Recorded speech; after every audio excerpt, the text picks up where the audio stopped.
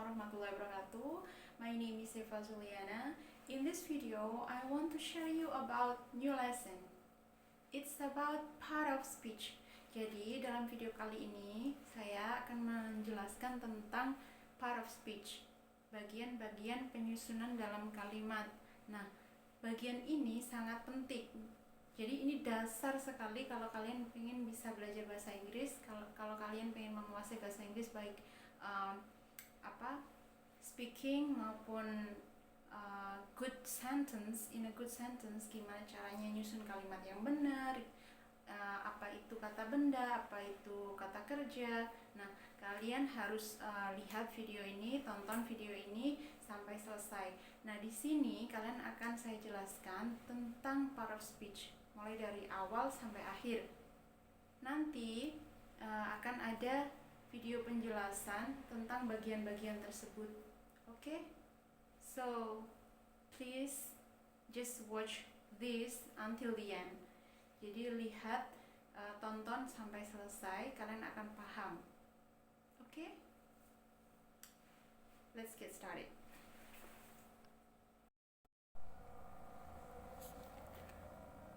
Okay, part of speech. Part of speech itu adalah bagian-bagian penyusun kalimat.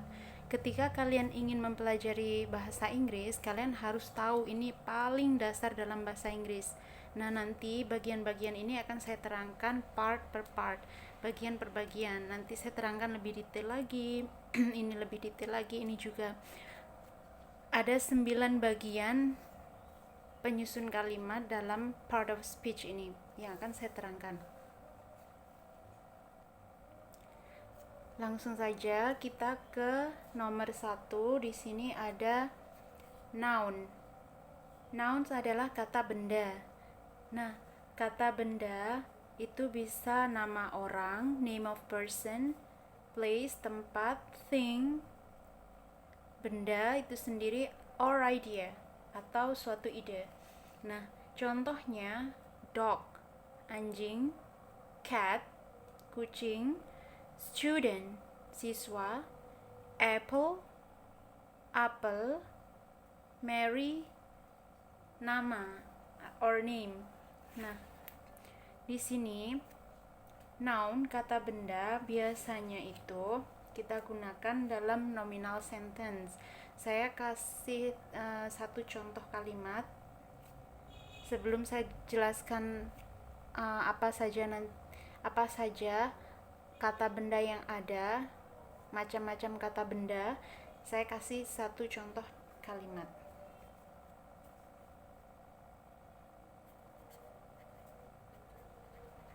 My dog is big. Anjingku besar. Nah, di sini nounnya adalah dog. My dog is big. Anjingku besar. My cat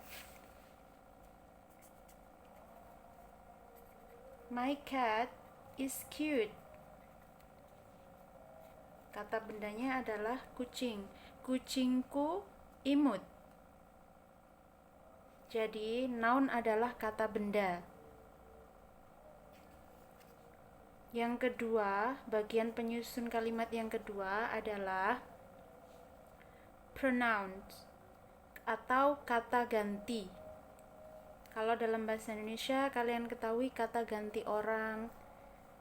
Nah, ini take the place of noun, menggantikan kata benda itu sendiri. Contohnya, kalau pronoun sebagai subjek, yang kita tahu kayak I, you, we, they, she, he, it. Nah, ini dia posisinya sebagai subjek, ada di depan. Nah, saya, kamu, kita, mereka, dia perempuan, dia laki-laki, ini untuk benda. Nah, contoh kalimatnya, I love you. Aku sayang kamu. I love you. Nah, I di sini posisinya di depan. Ini disebut kata ganti orang, take the place of noun. Ini juga bisa diganti nama, karena take the place of noun, menggantikan kata benda itu sendiri. Oke. Nah, verbs yang nomor 3, penyusun kalimat yang nomor 3 adalah verbs. Verbs adalah kata kerja. Nah, karena disebut kerja, kata kerja, maka express action, mengungkapkan suatu tindakan, melakukan suatu pekerjaan. Oke. Run, berlari. Jump, melompat. Swim, berenang. Eat, makan. Buying, membeli. Loh, kok berbeda bentuknya? Makan kan eat. Nah, nanti untuk menjelaskan perubahan kata kerja ada di materi tentang verb itu sendiri. Materi penjelasan tentang verbs yang lebih detail. Saya hanya akan menjelaskan bagian-bagian penyusun kalimat yang harus kalian ketahui. Misalkan dalam satu kalimat, we ate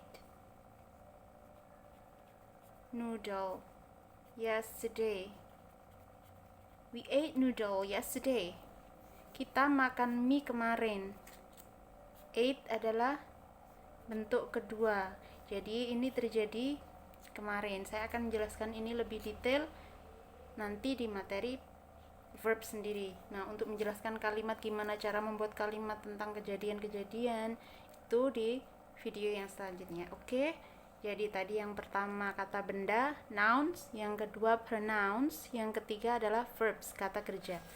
Oke, kita ke yang keempat. Yang keempat yang harus kalian ketahui ada adjective. Adjective itu kata sifat. Jadi mendeskripsikan suatu benda, menyifati suatu benda. Misalkan contohnya ya, big, besar, new, baru, fat, gemuk, clever, pandai, red, merah.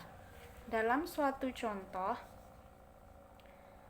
dia bisa menyifati suatu benda. Contohnya red bag, tas merah. Ini disebut frase. Nah, frase ini di sini kan bag kan noun, red itu adjektif. Jadi menyifati suatu benda, red bag. Untuk penjelasan lebih lanjut dalam kalimat, dalam frase, itu nanti akan saya jelaskan di materi selanjutnya.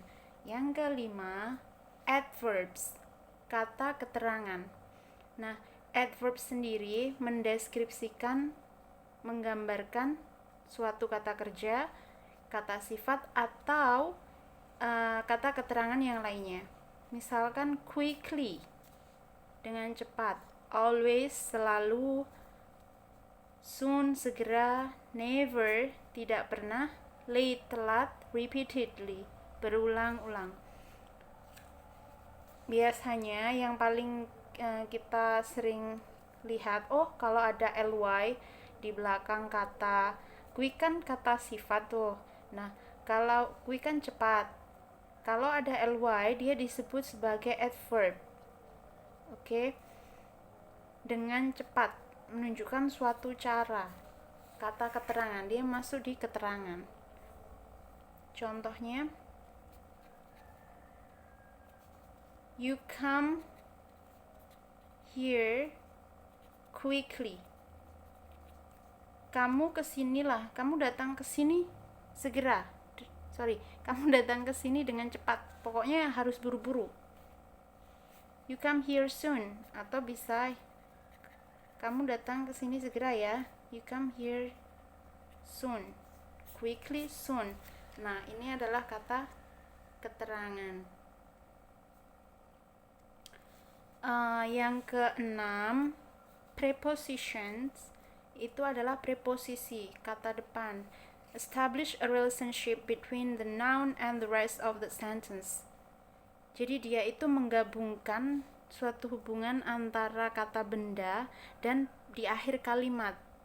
Nah, preposisi kata depan in, on, at itu kan artinya di, tapi perbedaannya itu apa? Nanti saya jelaskan di materi selanjutnya. Saya kasih satu contoh. My house is beside Tom's house. Beside menghubungkan antara kata benda dengan akhir kalimat. My house is beside Tom's house. Rumahku di samping rumahnya Tom. My house is beside Tom's house. Oke. Sekarang kita ke yang nomor berapa tadi ya? 6, ini yang 7. 7 itu adalah conjunctions. Nah, conjunctions kata hubung, menghubungkan kata-kata atau frase atau klausa. Connect words or phrases and clauses. And, dan, but, tapi, or, atau, however, bagaimanapun, because, karena, since, sejak, until, sampai. Contohnya tadi, you and I will visit his house. You and I menghubungkan kata you and I, berarti you tadi apa? Kata ganti orang, you and I. You and I will visit his house. You and I will visit his house. Lagi,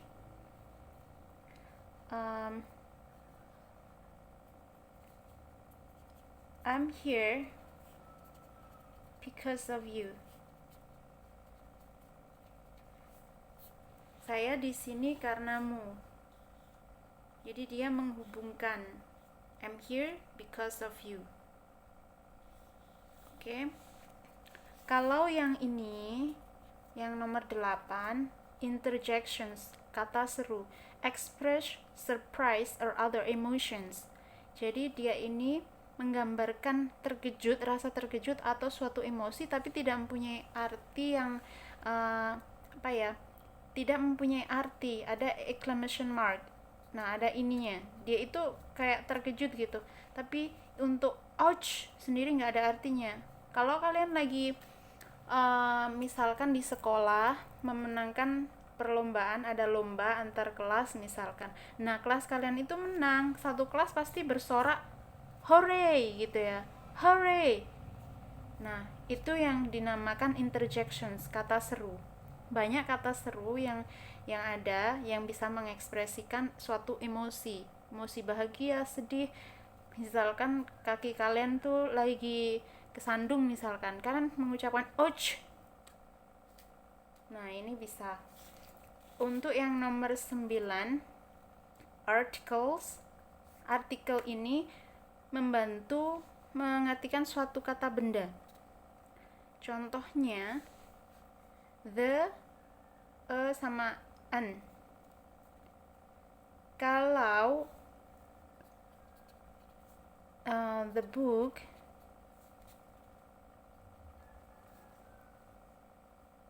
is mine. Misalkan ada orang yang bertanya dalam kelas,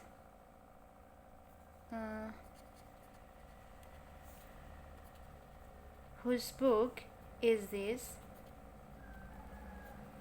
Buku siapa ini? Whose book is this? Nah, kamu nyaut nih, oh, the book is mine. Misalkan buku ini tergeletak di meja, misalkan ada yang bertanya, si A bertanya, whose book is this? Si B menjawab, the book is mine. Buku itu milikku. Nah, the di sini mempunyai arti yang spesifik. Oh, bahwa buku yang kamu pegang itu, yang kamu tanyain itu bukuku gitu. Whose book is this? The book is mine. So, articles help define nouns. Saya harap kalian paham apa-apa saja tadi yang saya sudah jelaskan. Yang satu, yang membentuk atau menyusun kalimat ada noun. Yang kedua pronouns, noun kata benda, pronoun kata ganti, verbs kata kerja, adjective kata sifat, 5 adverbs kata keterangan, preposition kata depan atau preposisi, 7 conjunctions kata hubung, interjections kata seru, articles artikel. Oke. Nah, nanti akan saya jelaskan menjadi 9 bagian yang paling detail yang ingin saya jelaskan satu persatu. Semoga kalian selalu mengikuti video saya dan dapat materi sejelas-jelasnya dari basic sampai nanti. Oke, ditunggu saja ya materi-materi selanjutnya. Jangan lupa selalu mengikuti channel ini. Thank you. Hai, gimana? Tadi dapat sesuatu kan dari video saya? Saya harap kalian bisa paham apa yang saya jelaskan. Semoga video saya ini bisa bermanfaat buat kalian yang lagi belajar bahasa Inggris, yang lagi pengen banget paham tentang dasar bahasa Inggris. Nah, nantikan video selanjutnya, banyak sekali materi-materi bahasa Inggris yang ingin saya sampaikan melalui channel ini. So, let's see and we will meet in the next video. Setelah saya say wassalamualaikum warahmatullahi wabarakatuh. Bye bye.